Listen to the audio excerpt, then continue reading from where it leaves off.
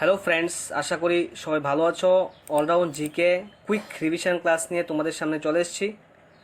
Quickly আমরা ক্লাসটি শেষ করার চেষ্টা করব এবং সপ্তাহব্যাপী আমরা যে সমস্ত ক্লাস করেছি অলরাউন্ড জিকে পার্ট থেকে, সেই পার্ট থেকে আমরা কিন্তু একসাথে অনেকগুলি কোশ্চেন নিয়ে আজকে তোমাদের সামনে চলে এসেছি এবং আমরা প্রতি সানডেতেই রিভিশন ক্লাস করে থাকি। বিকজ এতদিন তোমরা কি শিখলে, কতটা মনে আছে, জিনিসগুলো অবশ্যই যাচাই করে নেওয়া দরকার। তোমরা নিজেরও আজকে এই ক্লাসে অ্যাটেন্ড থাকে এবং প্রত্যেকটি কোশ্চেন আনসার করে নিজেরাও বুঝতে পারবে যে তোমরা কতটা মনে রাখতে পেরেছো। তাই বলবো অবশ্যই প্রথম থেকে লাস্ট অবধি পুরোটা ক্লাস করবে, বেশি সময় নেব না, অল্প সময়ে আমরা শেষ করব। কুইকলি আমরা শেষ করার চেষ্টা করব, প্রথম থেকে লাস্ট অবধি থাকবে। অ্যান্ড ফ্রেন্ডস, আগামী মঙ্গলবার দিন অর্থাৎ এপ্রিল 12 এপ্রিল রাত 8টায় ওয়াইজ অ্যাপের মধ্যে আমরা যে ক্লাসরুম আইডি খুলেছি, ক্লাসরুমের মধ্যে ওয়াইজ অ্যাপের ক্লাসরুমে আমরা মক টেস্ট নিতে যাচ্ছি টোটাল 100 মার্কসের উপরে। সাবজেক্ট ওয়াইজ আমরা মার্ক ডিস্ট্রিবিউশনও দিয়ে দিয়েছি, তোমরা দেখে নিতে পারবে। এবং এইভাবে আমরা যা যা ক্লাস করেছি আমাদের চ্যানেলে, সেইগুলি থেকে আমরা গুরুত্বপূর্ণ কোশ্চেনগুলি নিয়ে আসবো, এক্সাম ওরিয়েন্টেড কোশ্চেন নিয়ে আসবো। মেগা মক টেস্ট হবে, যেখানে ওয়াইজ অ্যাপে ক্লাসরুম আমরা খুলেছি সেই ওয়াইজ অ্যাপের মধ্যে হবে। এবং সেই ওয়াইজ অ্যাপে যারা আছো অলরেডি সাবস্ক্রিপশান নিয়ে, তোমরা যারা আমাদের কোর্সে প্রতিনিয়ত আমাদের সাথে স্টাডি করছো, তোমরা এই টেস্ট দিতে পারবে। যারা এখনও ওয়াইজ অ্যাপে সাবস্ক্রিপশান প্ল্যানে তোমরা এখনও জয়েন করোনি, তোমরা কিন্তু এটা দিতে পারবে না। তাই বলবো, যদি তোমরা আমাদের ওয়াইজ অ্যাপের সমস্ত ক্লাসের পিডিএফ, ওয়াইজ অ্যাপে আমরা প্রত্যেক মাসের কারেন্ট অ্যাফেয়ার্স দিয়ে থাকি, ওয়াইজ অ্যাপের মধ্যে আমরা প্রত্যেক দিন মক টেস্ট নিই, ছোট্ট ছোট্ট মক টেস্ট, অর্থাৎ 15টি কোশ্চেন থাকে একটি মক টেস্টে। অ্যান্ড এই সমস্ত কিছু ফ্যাসিলিটি এবং পাশাপাশি মেগা মক টেস্ট যেটা 12 এপ্রিলে হবে, ওইটা যদি তোমরা দিতে চাও, যারা এখনও সাবস্ক্রিপশন নাওনি তোমাদেরকে বলছি, তোমরা তাহলে নিতে পারো 499 মান্থলি সাবস্ক্রিপশন প্ল্যান, ওইখানে জয়েন হতে পারো। 12 এপ্রিল রাত 8টার আগে তোমরা কিন্তু জয়েন করতে হবে, তাহলে তোমরা ওয়াইজ অ্যাপের মধ্যে এই মক টেস্ট দিতে পারবে। অ্যান্ড এই মক টেস্টের মধ্যে যে টপ করবে, সবচেয়ে বেশি স্কোর করবে, সে কিন্তু 1 মাসের সাবস্ক্রিপশান ফ্রি পাবে, টাকা দিতে লাগবে না। তাই বলবো, যারা ওয়াইজ অ্যাপে অলরেডি আছো তোমরা ভালোভাবে প্রিপারেশন নাও, অ্যান্ড যারা ওয়াইজ অ্যাপে আসতে চাও তোমরা এসে পড়ো। তো ফ্রেন্ডস, আজকের প্রথম কোশ্চেন তোমাদের স্ক্রিনে চলে এসেছে। তোমরা লাইভ চ্যাট বক্সে প্রত্যেকে আনসার করবে এবং নিজেরাই বুঝতে পারবে প্রিপারেশন কতটা হচ্ছে। Where is the rock cut gigantic image of Ganesh found in Tripura? ত্রিপুরার কোথায় পাথর কেটে গণেশের বিশাল মূর্তি দেখা যায়? কোথায় এরকম পাথর কেটে বিশাল পাথরের মূর্তি নির্মাণ করা হয়েছে, এরকম চিত্র কোথায় দেখা যায়? ত্রিপুরার কোথায় দেখা যায়? গিগান্টিক ইমেজ, রক কাট গিগান্টিক ইমেজ ত্রিপুরার কোথায় দেখা যায়? কোশ্চেন নাম্বার 1 আনসারটি হবে অপশান সি, ঊনকোটিতে এই রক কাট গিগান্টিক ইমেজ দেখা যায়। অপশান সি হবে question number 1 right answer. Then question number 2, what are হিকমানানি অ্যান্ড কাইজাগমানি? হোয়াট আর হিকমানানি অ্যান্ড কাইজাগমানি ইন দ্য ট্রাইবাল সোসাইটি? আদিবাসী সমাজে হিকমানি এবং কাইজাগমানি বলতে কি বুঝো? এটা কি একটা marriage customs, gods and goddesses, types of houses, types of dresses? Question number 2 সঠিক উত্তরটি হবে অপশান এ, ম্যারেজ কাস্টম। উপজাতি কিংবা আদিবাসী সমাজে হচ্ছে ম্যারেজ কাস্টম, এই হিকমানাই অ্যান্ড কাইজাগমানি হচ্ছে ট্রাইবাল সোসাইটির marriage custom. Question number 3, the sardars of which tribe was known as রোয়েগা? বলছে আদিবাসীদের মধ্যে কোন ট্রাইবদের সর্দারকে বলা হয় রোয়েগা? চাকমা, রিয়াং, নোয়াতিয়া, জামাতিয়া, 4টি অপশান দেওয়া আছে। এই 4টি অপশান থেকে কাদের সর্দার বা ওই সমাজের চিফ যিনি থাকেন ওনাকে রোয়েগা বলা হয়? কোশ্চেন নাম্বার 3 সঠিক উত্তর ইজ অপশন সি, নোয়াতিয়া সমাজে। নোয়াতিয়া যে ট্রাইবাল সোসাইটি আছে, নোয়াতিয়াদের চিফ বা সর্দারকে রোয়েগা বলা হয়। Question number 4, the book written by Kailash Chandra Singh. Kailash Chandra সিংহের লেখা বই কোনটি? নিচে দেওয়া 4টি অপশান থেকে এখানে আনসার করতে হবে কৈলাস চন্দ্র সিংহের লেখা বুক কোনটি? গাজিনামা, রাজমালা, কৃষ্ণমালা, আবারজানার জুরি। 4টি বুকের নাম দেওয়া আছে, সঠিক উত্তর হবে রাজমালা। রাজমালা বুকটি লিখেছেন কৈলাস চন্দ্র সিং। তারপরের কোশ্চেন বলছে গরচুকি ট্যাক্স। গরচুকি ট্যাক্স ওয়াজ কান্দা। গরচুকি একটি কর আদায়, সে কর আদায় করা হতো কাদের কাছ থেকে? গরচুকি রাজ আমলে ত্রিপুরাতে এই কর আদায় করা হতো। গরচুকি যে ট্যাক্স এটা কালেক্ট করা হতো ট্রাইবস যারা জুম চাষ করত, যে সমস্ত উপজাতি গোষ্ঠীর তারা পাহাড় কেটে পাহাড়ের পাদদেশে জুম কাল্টিভেশন করত, জুম চাষ করত, তাদের কাছ থেকে এই গরচুকি ট্যাক্স বা কর আদায় করা হতো রাজ আমলে। কোশ্চেন নাম্বার 5 এর answer option C. Question number 6, Mamita is a dance of Tripura. ত্রিপুরার একটি ডান্স ফর্ম হচ্ছে মমিতা। এই ডান্সটা কোন সময় করা হয়, কিসের জন্য করা হয়? এই ডান্সটা হারভেস্টিং টাইমে করা হয়, যখন ক্ষেতের মধ্যে ফসল পাকে সেই ফসল কাটার আনন্দে ট্রাইবেল সোসাইটিদের মধ্যে এই মমিতা ডান্স সেলিব্রেট করা হয়। 6 এর আনসার হবে option A. Question number 7, Taithung was the name of. Taithung কি একটা tribe of Tripura, mountain range of Tripura, slavery system prevailed in Tripura, নাকি tribal dance of Tripura? Taithung কি? তাইথুং হচ্ছে ত্রিপুরাতে আগে স্লেভারি সিস্টেম ছিল, তো সেই slavery system prevailed in Tripura, যেটা ত্রিপুরাতে স্লেভারি সিস্টেম ছিল, দাস প্রথা ছিল, ওই প্রথাটাকেই তাইথুং বলা হতো। কোশ্চেন নাম্বার 7 এর আনসার হচ্ছে অপশান সি। তারপরের কোশ্চেন আমরা আগেই বলেছি খুব কুইকলি আমরা করব, তোমরা কিন্তু সময় বেশি পাচ্ছ না। কোশ্চেন দেখা মাত্রই আনসার করবে, খুব স্পিডে করার চেষ্টা করবে। আর যদি তোমরা আজকের এখানে আনসার করতে পারো, অর্থাৎ তোমরা আগের ক্লাসগুলো মনোযোগ সহকারে করেছো, তাই আমরা ওই সময় বলে থাকি ক্লাস প্রথম থেকে লাস্ট অবধি দেখবে, তাহলে কোশ্চেন কিন্তু শেখা হয়ে যায়। আর তাই আমরা সানডেতে রিভিশন ক্লাস নিয়ে আসি, যাতে করে সপ্তাহব্যাপী যে সমস্ত ক্লাস আমরা করেছি সেগুলি আবার রিভিশন একবার হয়ে যায়। কোশ্চেন নাম্বার 8 বলছে which of the following states has the longest international border. নিচের কোন স্টেটের মধ্যে ইন্টারন্যাশনাল যে বর্ডার এটা বেশি রয়েছে? এই 4টি অপশন আছে, 4টি অপশনের মধ্যে কোন স্টেট সবচেয়ে বেশি আন্তর্জাতিক সীমান্তে ঘেরা? কোশ্চেন নাম্বার 8 এর সঠিক উত্তর হচ্ছে অপশান এ। অরুণাচল প্রদেশের সবচেয়ে বেশি ইন্টারন্যাশনাল বাউন্ডারি আছে, অরুণাচল প্রদেশ। অপশান এ হবে কোশ্চেন নাম্বার 8 এর right answer. Then question number 9 করো। এখানে বলছে where is the main milk supply centre Gomati situated. ত্রিপুরার একটি মেইন মিল্ক সাপ্লাই সেন্টার আছে, এই যে এটার নাম, দুধের যে নাম, সেই নামটা হচ্ছে গোমতী। গোমতী দুধ তোমরা জানো যে সাপ্লাই দেওয়া হয় আগরতলা শহরে বিভিন্ন দোকানে, তোমরা কিনতেও পাও।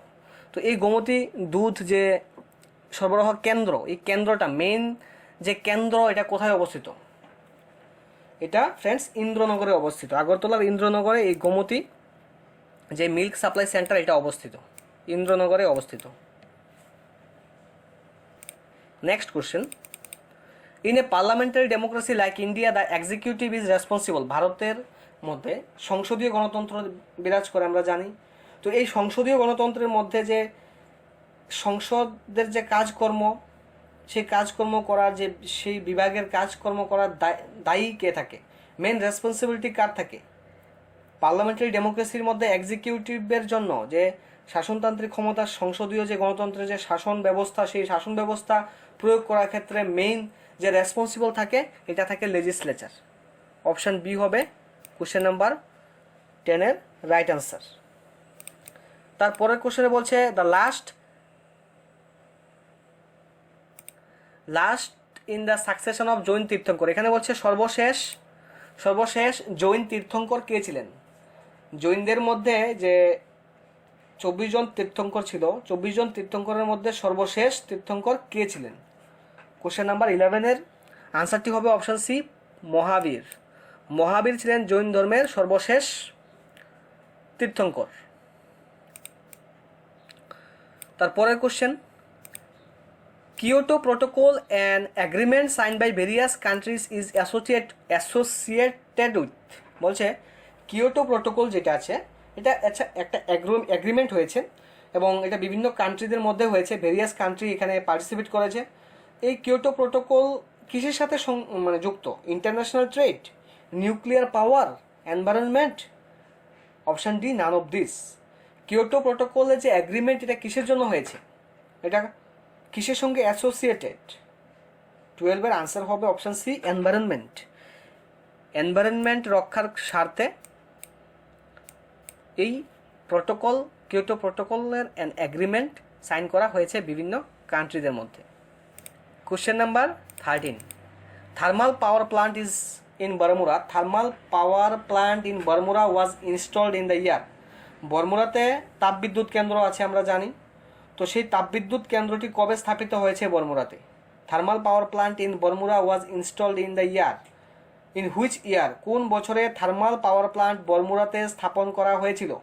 কোশ্চেন নাম্বার 13-এর সঠিক উত্তর হবে অপশান বি, 1986। 1986-তে বরমুরাতে তাপবিদ্যুৎ কেন্দ্র স্থাপন করা হয়েছিল। 1986 হবে সঠিক উত্তর।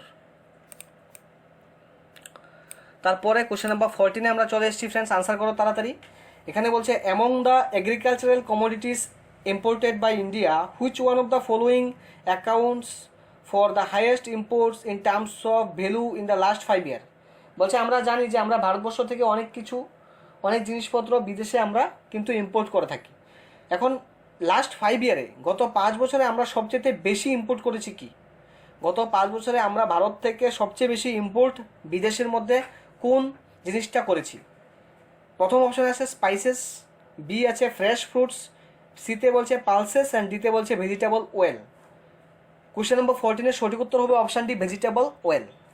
ভেষজ যে তেল, এই ভেষজ তেল আমরা কিন্তু গত 5 বছরে ভারতবর্ষ থেকে বিদেশে সবচেয়ে বেশি ইম্পোর্ট করা হয়েছে।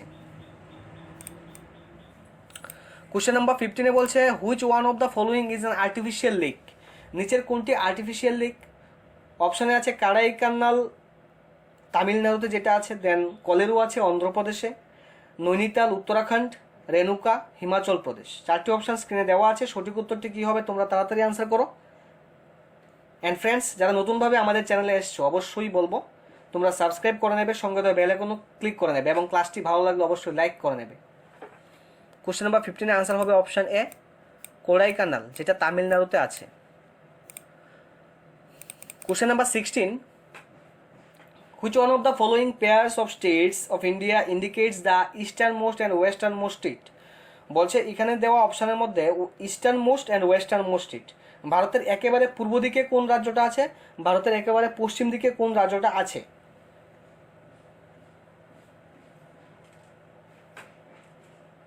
সঠিক উত্তর হবে একেবারে পূর্বে আছে অরুণাচল প্রদেশ অ্যান্ড একেবারে পশ্চিমে আছে গুজরাট। তাহলে সঠিক উত্তর হবে অপশান ডি। তারপরে কোশ্চেন নাম্বার 17 বলছে which one of the following region of India has a combination of mangrove forest, evergreen forest and deciduous forest.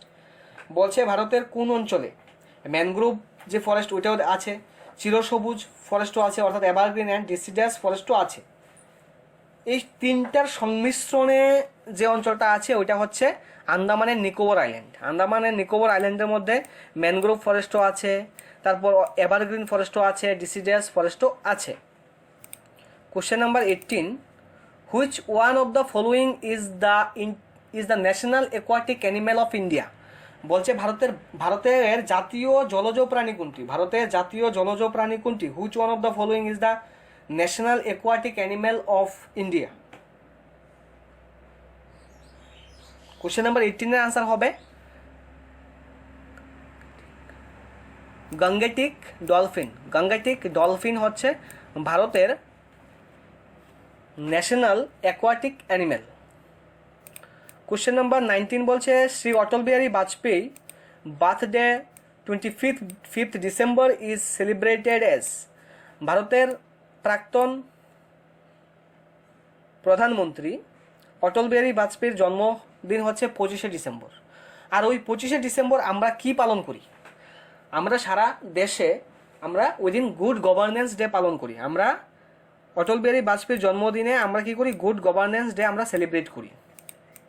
Question number 20-তে বলছে ঝাড়খণ্ডের ক্যাপিটালের নামটা উল্লেখ করার জন্য।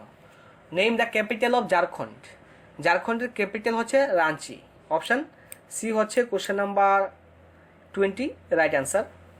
কোশ্চেন নাম্বার 21-এ বলছে in India cotton is chiefly grown in. ভারতের তুলা প্রধানত কোথায় জন্মায়? ভারতের তুলা প্রধানত কোথায় জন্মায়? 21-এর আনসারটি হবে অপশানে মহারাষ্ট্র।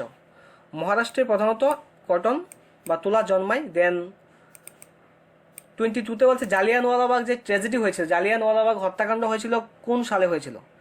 জালিয়ানওয়ালাবাগ হত্যাকাণ্ড কবে হয়েছিল? তো friends very very easy question. Jallianwala Bagh হত্যাকাণ্ড হয়েছিল 1919-এর 13ই এপ্রিল।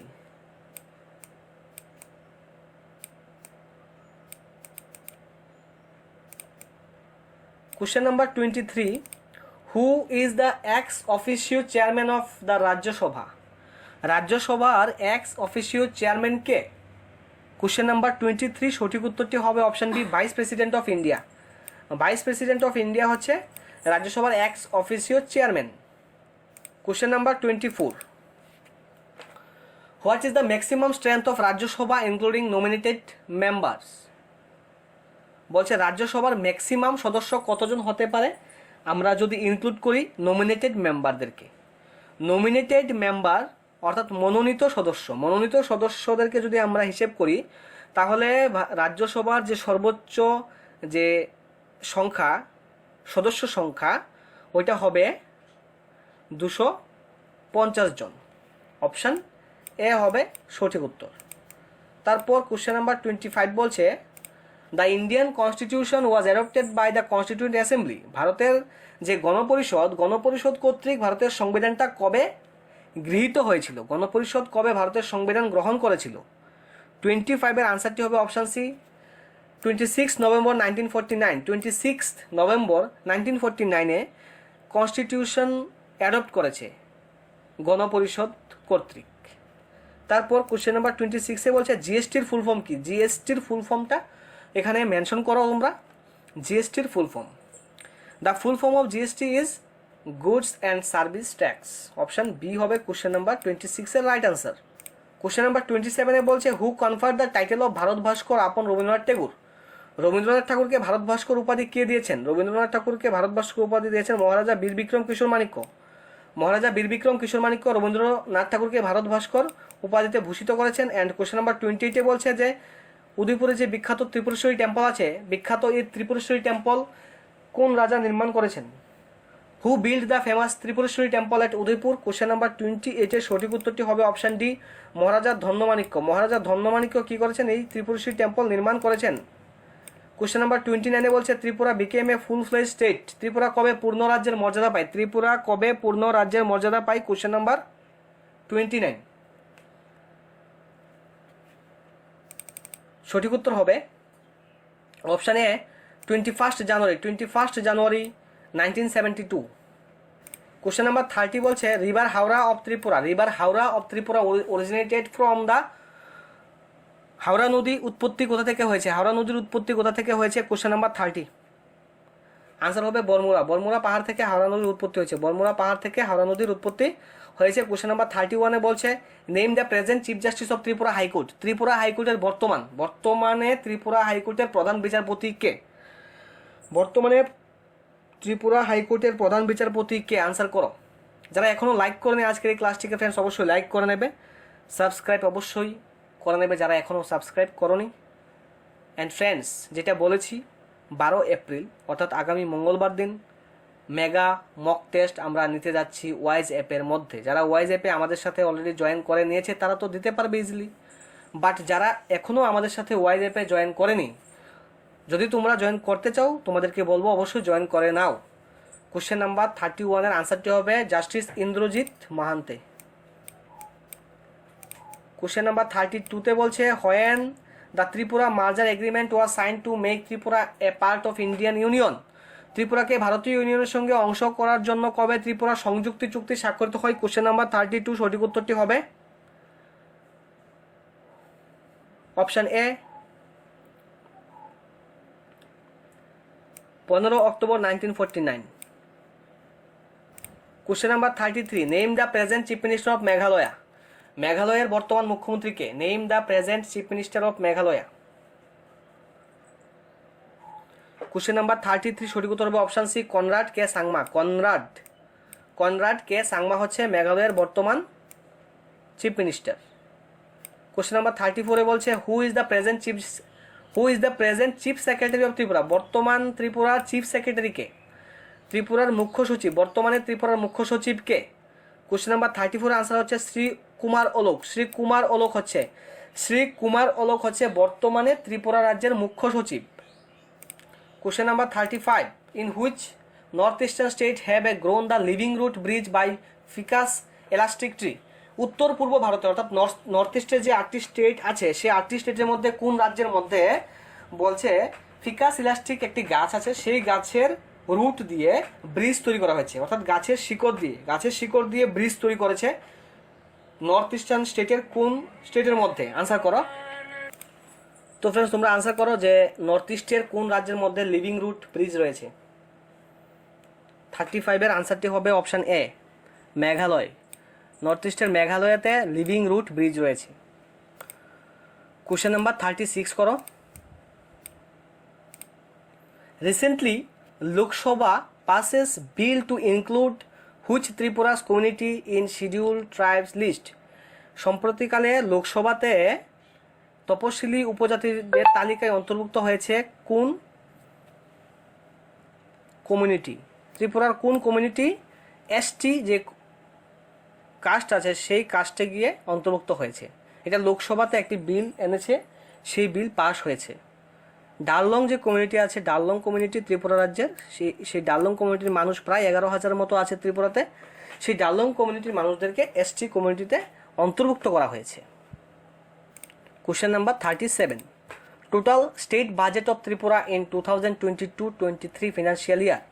ত্রিপুরাতে কিছুদিন আগে বাজেট হয়ে গিয়েছে এবং সেই বাজেটে 2022-23 যে ফিনান্সিয়াল ইয়ার, সেই ইয়ারের মোট বাজেট কত রাখা হয়েছে? Total state budget in 2022-23 financial year 37। সঠিক উত্তর হবে অপশন বি,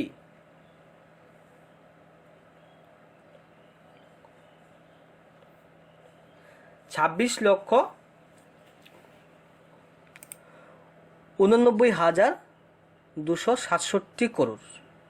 এই যে অপশন বি আছে, এই অ্যামাউন্টটা কিন্তু রাখা হয়েছে ত্রিপুরা স্টেট বাজেট 2022-23 অর্থ বছরের জন্য। এটা কোশ্চেন নাম্বার 37 গেল। এখন 38-এ দেখো কি আছে।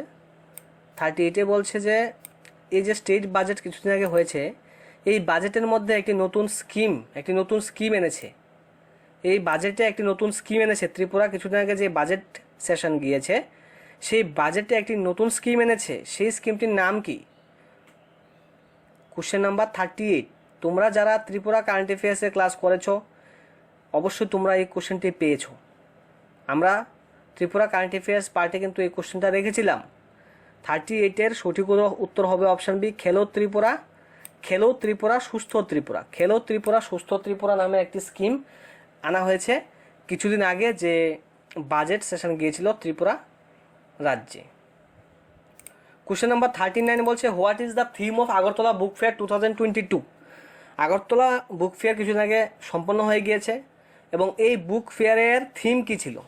আগরতলা বইমেলা যেটা 2022-এ হয়ে গিয়েছে, তার থিমটা কি ছিল? আগরতলা বুক ফেয়ারের থিম ছিল মাই ত্রিপুরা মাই প্রাইড, আমার ত্রিপুরা আমার গর্ব। এই ছিল 2022 আগরতলা বুক ফেয়ারের থিম। কোশ্চেন নাম্বার 39 অপশান এ হবে উত্তর। অ্যান্ড কোশ্চেন নাম্বার 40 বলছে হু ইজ অ্যাওয়ার্ডেড মহারাজা বীর বিক্রম কিশোর মাণিক্য বাহাদুর স্মৃতি পুরস্কার 2022 in 40th Agartala book fair. এই বছর আগরতলা যে বুক ফেয়ার হয়েছে, এটা 40তম আগরতলা বুক ফেয়ার হয়েছে। এই 40তম আগরতলা বুক ফেয়ারে মহারাজা বীর বিক্রম কিশোর মাণিক্য বাহাদুর স্মৃতি পুরস্কারে কাকে ভূষিত করা হয়েছে? লাস্টের দিন অর্থাৎ 5 এপ্রিলে কিন্তু বইমেলা লাস্টের দিনের প্রোগ্রাম ছিল এবং লাস্ট দিনের ওই অনুষ্ঠানের মধ্যে কিন্তু ত্রিপুরা রাজ্যের স্বনামধন্য ব্যক্তিদেরকে বিভিন্ন পুরস্কারে ভূষিত করা হয়। সেই ক্ষেত্রে এই বছর মহারাজা বীর বিক্রম কিশোর মাণিক্য বাহাদুর স্মৃতি পুরস্কার 2022 পেয়েছে চিত্তরঞ্জন দেববর্মা। চিত্তরঞ্জন দেববর্মাকে এই পুরস্কারে ভূষিত করা হয়েছে। অপশন ডি হচ্ছে question number 40 right answer, Chittaranjan Debbarma. Next question, recently which state give state's highest civilian award to Ratan Tata for his contribution toward cancer care? বলছে রিসেন্টলি একটি রাজ্য কি করেছে, তার রাজ্যে ক্যান্সার কেয়ারের জন্য রতন টাটাকে কিন্তু সেই রাজ্যের হাইয়েস্ট সিভিলিয়ান অ্যাওয়ার্ড দিয়েছে। তো সেই অ্যাওয়ার্ডটি দিয়েছে আসাম রাজ্য। আসাম রাজ্য আসাম ভৈবব নামে একটি ওই স্টেটের হাইয়েস্ট সিভিলিয়ান অ্যাওয়ার্ড আছে, ওইটা কিন্তু রতন টাটাকে উৎসর্গ করেছে। 42-তে বলছে recently Tripura sign a move with IWAI to set up inland waterway terminal at which place? Tripura রাজ্য কিছুদিন পূর্বে ইউনিয়ন মিনিস্টার যে পোর্ট অ্যান্ড ট্রান্সপোর্টের যে মিনিস্টার সর্বানন্দ সোনোয়াল ত্রিপুরা রাজ্যে এসেছিলেন এবং উনি তখন বাংলাদেশের সাথে একটি চুক্তি স্বাক্ষর করেছিলেন, যে চুক্তিতে একটি কি করা হবে, ইনল্যান্ড ওয়াটারওয়ে টার্মিনাল নির্মাণ করা হবে এবং এটা করা হবে সিপাহীজলা ডিস্ট্রিক্টে। Question number 43, which of the following present chief minister of Indian states want to launch a portal seeking suggestion to change names of places that do not reflect the culture and civilization of the state? Recently কোন রাজ্যের present chief minister কি করেছে, একটি suggestion চেয়েছে, বলছে আমি একটা portal আনবো, যে পোর্টালে রাজ্যের নাগরিকরা কি করবে, সাজেশন দেবে কোন কোন জায়গার নাম চেঞ্জ করতে হবে। এমন কিছু জায়গা আছে ওনার মতে যে জায়গাগুলির নাম কিন্তু সেই জায়গার কালচারের সাথে খাপ খায় না, সিভিলাইজেশনের সাথে খাপ খায় না, ওইগুলি চেঞ্জ করার পরামর্শ উনি সাজেশন রাজ্যের জনগণের কাছ থেকে চাইবে এবং একটি পোর্টাল আনবে। সেই চিফ মিনিস্টার হচ্ছেন আসামের চিফ মিনিস্টার হেমন্ত বিশ্ব শর্মা। 44-এ বলছে in which date MBB airport launched new terminal building? MBB এয়ারপোর্টে নিউ টার্মিনাল বিল্ডিং লঞ্চ করেছে 4 জানুয়ারি 2022-এ। প্রধানমন্ত্রী নরেন্দ্র মোদীর হাত ধরেই এটা কিন্তু উদ্বোধন করা হয়েছিল। তো ফ্রেন্ডস, ক্লাস এখনও শেষ হয়নি, কিছু কোশ্চেন আরও রয়ে গেছে। আমরা আবারও একবার বলছি, আমরা আগামী মঙ্গলবার দিন অর্থাৎ 12 এপ্রিলে আমরা মেগা মক টেস্ট নিচ্ছি ওয়াইজ অ্যাপের মধ্যে। ওয়াইজ অ্যাপে আমরা ক্লাসরুম স্টার্ট করেছি TPSCর জন্য স্পেশালি।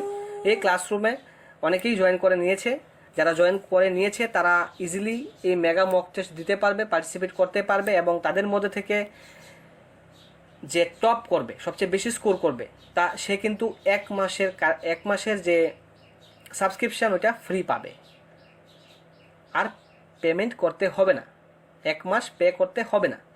এখন এই মক টেস্টে কিন্তু যারা এখনও সাবস্ক্রিপশান প্ল্যানে জয়েন করোনি আমাদের সাথে, তোমরা কিন্তু দিতে পারবে না।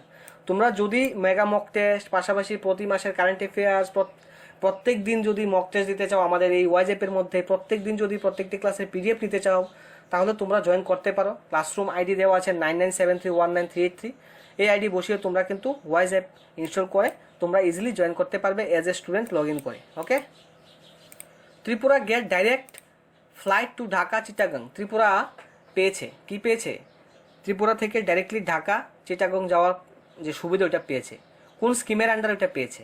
এটা পেয়েছে উড়ান স্কিমের আন্ডারে পেয়েছে। উড়ে দেশ কা আম নাগরিক। উড়ানের ফুল ফর্ম যদি বলি তাহলে হবে উড়ে দেশ কা আম নাগরিক।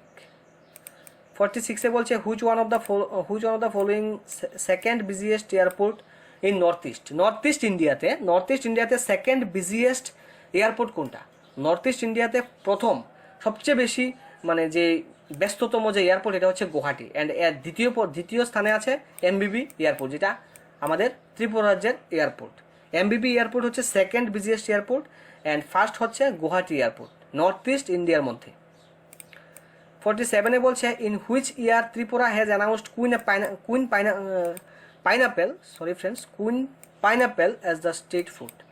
ত্রিপুরা রাজ্যের সরকার কুইন পাইনাপেলকে রাজ্য ফল হিসেবে ঘোষণা করেছে।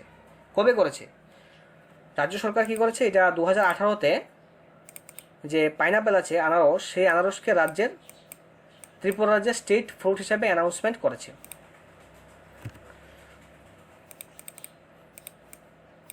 কোশ্চেন নাম্বার 48 বলছে হু ইজ অ্যাওয়ার্ডেড অটল বিহারী বাজপেয়ী আজীবন স্মৃতি পুরস্কার 2022 in 40th Agartala book fair. বলছে আগরতলা বুক ফেয়ারে, যেটা এবছর হয়ে গেছে 2022-এ, এখানে অটল বিহারী বাজপেয়ী আজীবন স্মৃতি পুরস্কারে কাকে ভূষিত করা হয়েছে? অটল বিহারী বাজপেয়ী আজীবন স্মৃতি পুরস্কারে ভূষিত করা হয়েছে জার্নালিস্ট সঞ্জীব দেবকে। সাংবাদিক, একজন সাংবাদিক উনি, সঞ্জীব দেব, ওনাকে কিন্তু অটল বিহারী বাজপেয়ী আজীবন স্মৃতি পুরস্কারে ভূষিত করা হয়েছে।